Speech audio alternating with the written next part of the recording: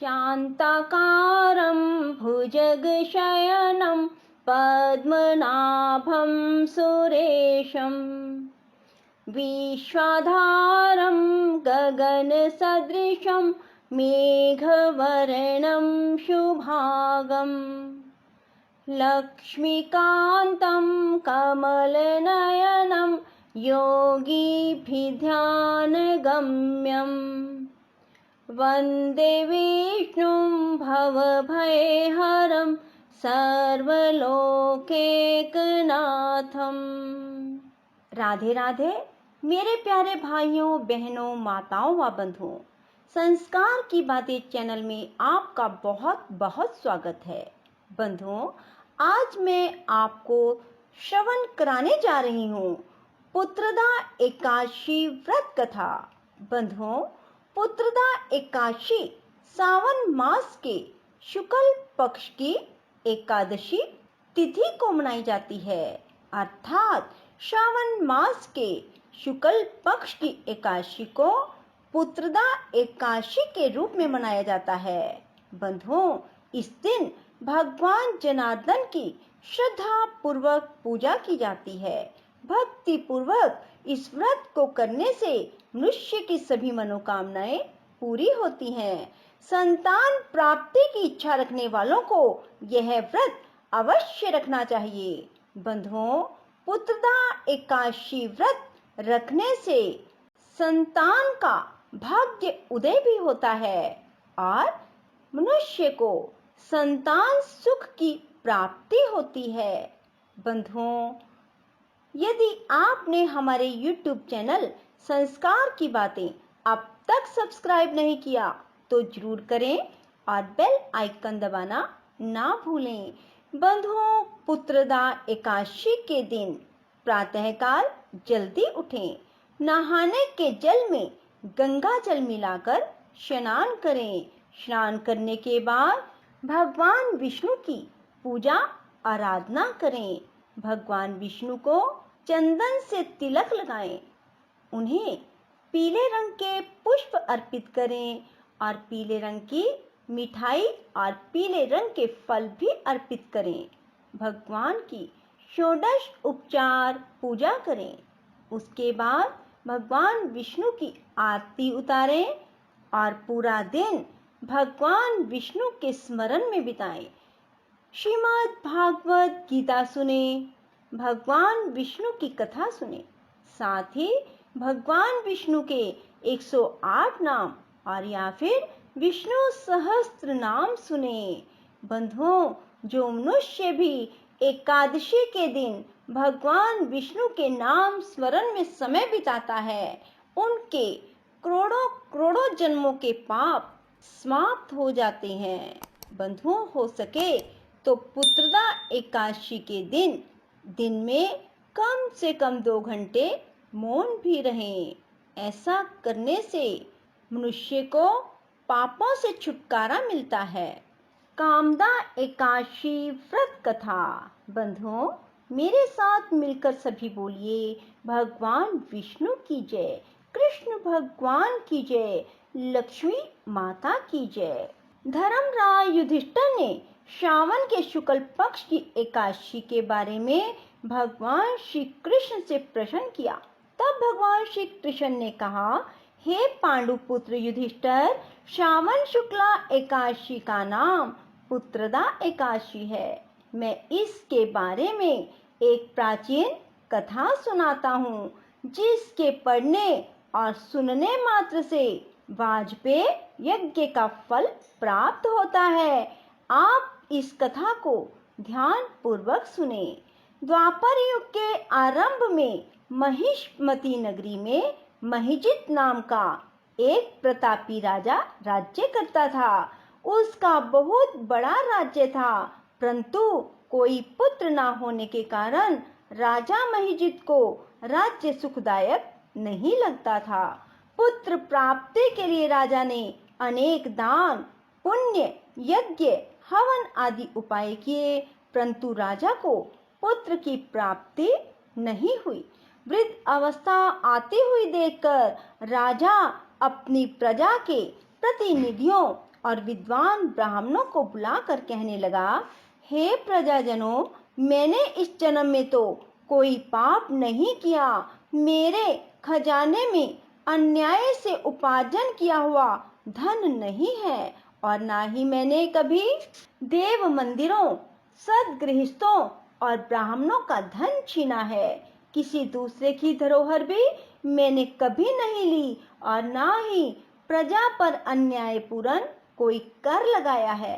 मैं प्रजा का पुत्र के समान पालन करता हूँ। ब्राह्मणों और सन्यासियों को भरपूर दान देता हूँ। यद्यपि न्याय की रक्षा के लिए मैं अपराधियों को दंड देता हूँ, परंतु कभी किसी से घृणा नहीं की। सबको समान माना है। सज्जनों की सदा पूजा करता रहा हूँ। इस प्रकार धर्म युक्त राज्य करते हुए भी मेरे पुत्र नहीं है। इस कारण मैं अत्यंत दुख पा रहा हूँ। इसका क्या कारण है? राजा महिजित की इस समस्या के निवारण हेतु प्रजा के प्रतिनिधि तथा मंत्रीगण वन में जाकर बड़े बड़े ऋषियों और मुनियों के दर्शन करते हुए किसी विद्वान तपस्वी की तलाश में लग गए। एक आश्रम में उन्होंने एक अत्यंत वयोवृद्ध धर्म के ज्ञाता बड़े तपस्वी, परमात्मा में मन लगाए हुए, निराहार, जितेंद्रिय, जित आत्मा, जित क्रोध, सनातन धर्म के गूढ़ तत्वों को जानने वाले, समस्त शास्त्रों के ज्ञाता महात्मा लोमश मुनि को देखा। एक कल्प के व्यतीत होने पर एक रोम गिरता था, इतनी अधिक थी लोमश ऋषि की आयु। सब ने जाकर लोमश ऋषि को प्रणाम किया और उनके सामने बैठ गए। उन्हें देखकर ऋषि ने पूछा, आप लोग किस कारण से आए हैं? आप मुझे अपनी समस्या बताइए। निसंदेह मैं आप लोगों का हित करूंगा।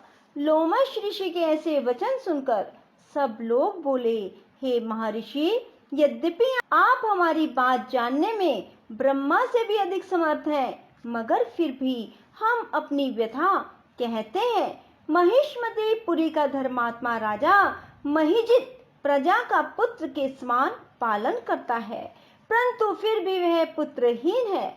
हम लोग उसकी प्रजा हैं। अपने राजा के दुख से हम दुखी हैं।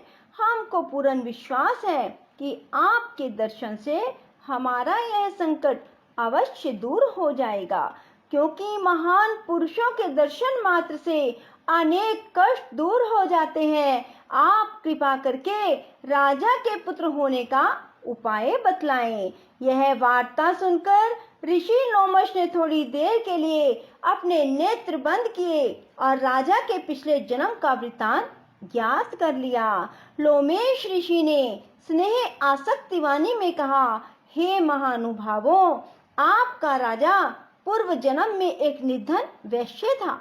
निर्धन होने के कारण इसने अनेक बुरे कर्म किए। वह एक गांव से दूसरे गांव व्यापार के लिए जाया करता था। एक समय ज्येष्ठ मास के शुक्ल पक्ष की द्वादशी के दिन मध्याह्न काल के समय, जबकि वह 2 दिन का भूखा प्यासा था, एक जलाशय पर जल पीने गया। उस स्थान पर एक तत्काल ब्याही गौ जल पी रही थी। राजा ने उस प्यासी गौ को जल पीने से हटा दिया और स्वयं जल पीने लगा। इसी पाप के कारण राजा को निपुत्र होने का दुख सहना पड़ा है। एकादशी के दिन भूखा रहने से वह राजा बना। प्यासी गौ को जल पीने से हटाने के कारण पुत्रहीनता का दुख भोगना पड़ा।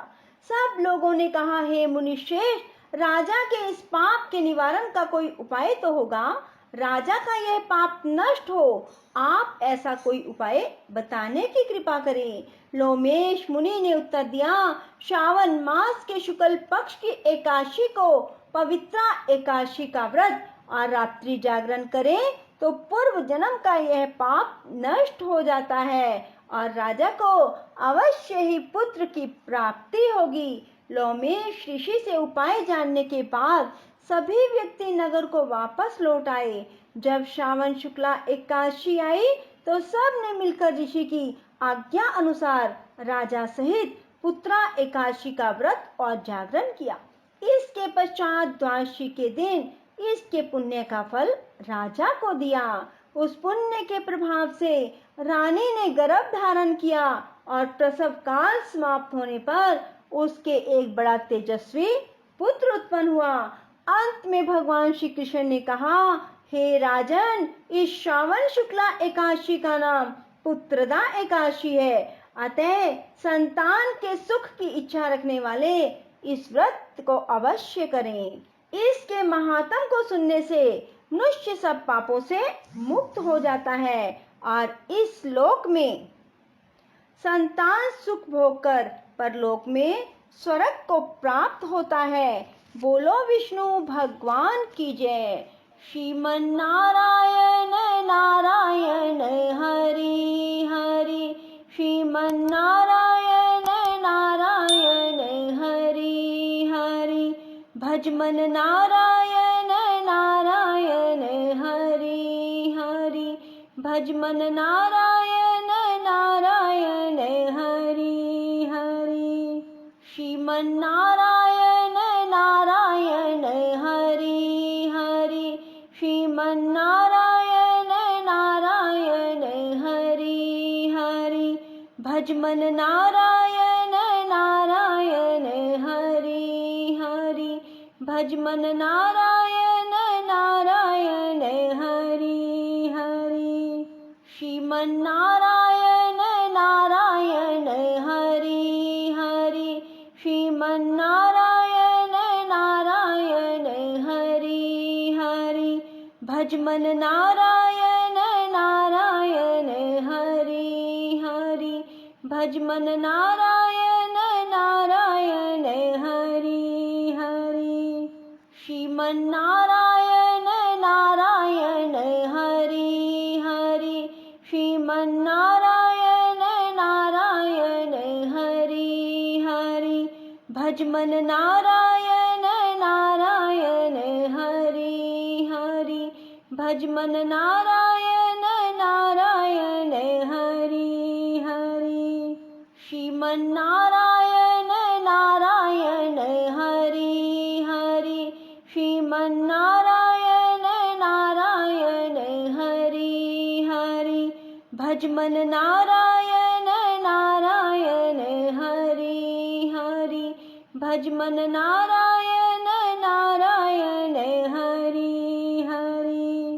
श्रीमन नारायण नारायण हरि हरि, श्रीमन नारायण नारायण हरि हरि, भजमन नारायण नारायण हरि हरि, भजमन नारायण नारायण हरि हरि, श्रीमन नारायण नारायण हरि हरि, श्रीमन नारायण नारायण हरि हरि, भजमन नारायण नारायण हरि हरि, भजमन नारायण नारायण हरि हरि, श्रीमन नारायण नारायण हरि हरि, श्रीमन नारायण नारायण हरि हरि, भजमन नारायण नारायण हरि हरि, भजमन नारायण नारायण हरि हरि, श्रीमन नारायण नारायण हरि हरि, श्रीमन नारायण नारायण हरि हरि, भजमन नारायण नारायण हरि हरि, भजमन नारायण नारायण हरि हरि, श्रीमन नारायण नारायण हरि हरि, श्रीमन नारायण नारायण हरि हरि, भजमन नारायण नारायण हरि हरि, भजमन नारायण नारायण हरि हरि, श्रीमन नारायण नारायण हरि हरि, श्रीमन नारायण नारायण भजमन नारायण नारायण हरि हरि, भजमन नारायण नारायण हरि हरि। राधे राधे, जय श्री कृष्णा। बंधुओं, यदि आपको हमारी वीडियो पसंद आए तो इसे लाइक करें और शेयर भी जरूर करें। धन्यवाद।